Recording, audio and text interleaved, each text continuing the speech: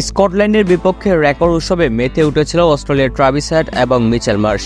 দুজনে মিলে যেন প্রতিযোগিতায় নেমেছিলেন কে কতবার বাউন্ডারির বাহিরে বল পাঠাতে পারেন। বলের পর বল বাউন্ডারির বাহিরে পাঠানোর জন্যই যেন মাঠে এসেছিলেন এই দুই ব্যাটার। মাত্র 17 বলে হাফ সেঞ্চুরি পূরণ করেন ট্রাভিস হেড।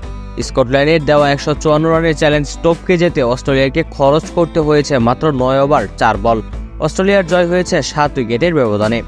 অবিশ্বাস্য ব্যাটিং করে রীতিমতো রেকর্ডও করেছেন অস্ট্রেলিয়ার এই দুই ব্যাটার। টানা 14টি বাউন্ডারি এবং ছক্কা মারার পাশাপাশি পাওয়ার প্লেতে 1 উইকেট হারিয়ে 113 রান তোলার বিশ্ব রেকর্ড গড়েছেন তারা।